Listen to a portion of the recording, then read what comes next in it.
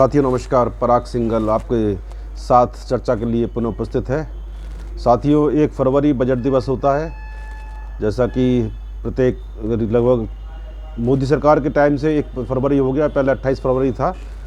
और आज माननीय वित्त मंत्री जी ने संसद पटल पे बजट भी रखा है 2022-23 का।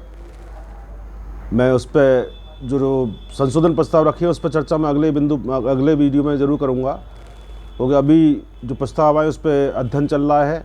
क्योंकि एकदम ही एक रिपोर्ट दे देना बहुत ज़्यादा मेरे विचार में जल्दबाजी होती है। लेकिन एक जो संशोधन दिया है धारा 50 धारा 3 के अंदर, जिसमें ब्याज सिर्फ ITC एबल्ड एंड यूटिलाइज में कर दिया गया है, वो भी जुलाई 17 से प्रभावी किया गया। इस पर हमारी मांग थी, क्योंकि दिक्कत आती थी इसमें कि जो अनयूटिलाइज जो हमने यूटिलाइज दिया उस पर ब्याज की मांग की जाती थी। लेकिन मैं आज विषय जो रख रहा हूँ वो GST की धारा 80 पे रख रहा हूँ, जिसमें व्यवस्था है payment of tax and other amounts in instalment.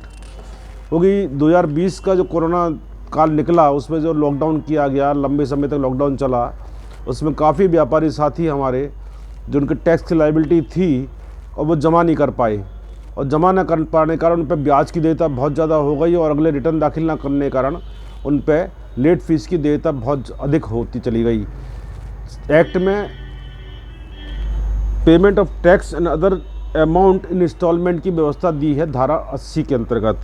इसमें स्पष्ट लिखा हुआ है, on an application filed by taxable person the commissioner may for reason to be recorded in writing extend the time for payment or allow payment of any amount due under this act other than the amount due as per the liability self assist in any return by such person is monthly installments not exceeding 24 के से अधिक instalment नहीं हो सकती हैं, subject to payment of interest under section 50 and subject to such condition and limitations as may be prescribed, provided that where there is a default in payment of any one installment on its due date, the whole outstanding balance payable on such date shall become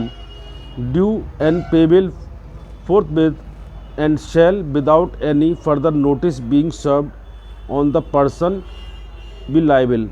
इसमें स्पष्ट दिया हुआ है कि कोई भी ऐसा व्यापारी जो समय पे अपना टैक्स जो लायबिलिटी बन रही है, जो टैक्स कर देता है, वो जमा नहीं कर पाता है और वो किस्तों की सुविधा चाहता है, तो उसमें अधिकतम 24 किस्तें कमिश्नर को जब आप प्रार्थना पत्र प्रस्तुत करेंगे तो कमिश्नर उसमें अधिकतम 24 किस्तों में भुगतान की सुविधा दे सकता है।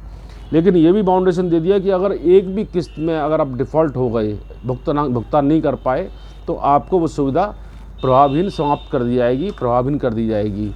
इस विषय में एक जजमेंट, बहुत बढ़िया जजमेंट आया है केरल हाई कोर्ट का, जिसको मैं आपके नोट कर लीजिए आप। Malayalam motor private limited versus the assistant tax state tax officer WP number 21490 of 2020-1 decided on 12 October 2020 by Kerala high court. केंद्रीय माल एवं सेवा कर अधिनियम 17 की धारा 39 के अंतर्गत करदाता व्यापारी कोविड महामारी के कारण याची टैक्स एक मुश्त अदा नहीं कर सका और कर की देयता स्वीकार करते हुए जिम्मेदारी के साथ किस्तों में करने का प्रयास किया, परंतु विभाग ने स्वीकार नहीं किया। सहायता के लिए उसने रिट याचिका प्रस्तुत की। हेल्ड इस प्रकार एक मामले में न्यायालय ने विलंब से दिए गए प्रपत्रों को लेने तथा अपनी जिम्मेदारी को पूरा करने के निर्देश दिए थे और कहा कि याची अपनी जिम्मेदारी से भाग नहीं रहा है, याची को समान किस्तों में अदायगी करने का निर्देश दिया। तो इस मामले में हमारी माननीय उच्च न्यायालय भी बहुत ज़्यादा सहानुभूति पर व्यवहार रखती है, और कोई टैक्स लायबिलिटी बन रही है तो उसको पार्ट में करने के लिए वो अलाउ कर दिया है केरल हाई कोर्ट के इस डिसीजन के अंदर। तो साथियों, ये एक ऐसा मामले है जिसमें काफ़ी व्यापारी मेरे संपर्क में हैं जो टैक्स लायबिलिटी नहीं समय पे जमा कर पाए, तो इसके लिए ये मैंने जजमेंट भी आपके साथ रखा है। और सेक्शन 80 का आपके सामने विस्तृत विवेचना करी है मैंने। तो यदि ऐसी कोई दिक्कत आती है तो आप इस मामले में अपने टैक्स पेयर को ये सुविधा प्रदान करवा सकते हैं। कमिश्नर से लिखित में एप्लीकेशन देनी पड़ेगी इसके लिए। इसके साथ ही मैं वादा करता हूँ आपसे अगले बजट में जो इस बजट में अगली वीडियो के अंदर जो मैं दूंगा, लेकिन एक चीज़ मैं ज़रूर उल्लेख करना चाहूँगा कि हमने शुरू से मांग कर रहे थे कि हमारी टैक्स प्रणाली जो है, विशेषकर आयकर प्रणाली जो है पिछले 60 साल पुरानी है, इसमें व्यापक बदलाव होना चाहिए। क्योंकि 60 साल पहले यानी 1961 में, अब मैं उत्तर प्रदेश की बात करूं तो उत्तर प्रदेश 2 पार्ट में बांटा हुआ था और उसमें 2 कमिश्नर इनकम टैक्स हुआ करते थे और एक आईटीओ की इतनी हैसियत थी कि वो उसके पास में आगरा मंडल करीबन था प्रभार में। और आज जो है आगरा परिक्षेत्र जिसमें 7 या 8 ज़िले आते हैं, आगरा, मथुरा, अलीगढ़, एटा, कासगंज, कन्नौज ये आ रहे हैं, हाथरस इसमें आ रहा है, उसमें हमारे पास 3 या 4 CITs हैं। कहने का तात्पर्य ये है कि जो उस समय एक ITO काम संभाला करता था उसको आज 3 CIT काम संभाल रहे हैं। उसके नीचे एडिशनल कमिश्नर भी है, जॉइंट कमिश्नर भी है, डिप्टी कमिश्नर भी हैं, असिस्टेंट कमिश्नर भी हैं। अर्थात उस समय टैक्स पेयर्स की संख्या बहुत ही कम हुआ करती थी, अगर कहा जाए 2 अंकों में हुआ करती थी।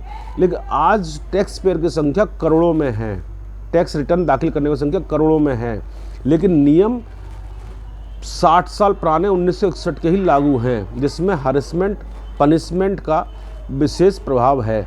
और हमने ये मांग करी थी केंद्र सरकार से कि इसके अंदर बदलाव किया जाए। आज माननीय वित्त मंत्री जी ने अपने बजट के जो संदेश दिया है, बजट जो पढ़ा है, उसमें ये संकेत दिया है कि टैक्स प्रणाली में बहुत जल्दी रिफॉर्म होने जा रहा है। हम इस घोषणा का स्वागत करते हैं और मैं आपसे अंत में आपसे अनुरोध करूँगा, कृपया मेरी वीडियो को सब्सक्राइब करें, लाइक कर दें और अपने साथियों को शेयर कर दें, तो आपको भी फ़ायदा मिलेगा, आपको कुछ ना कुछ जानकारी मिल रही है और मेरे को भी उत्साह प्राप्त होगा। इसके साथ ही मैं आपसे विदा लेता हूँ। नमस्कार, जय भारती, जय हिंद, जय भारत।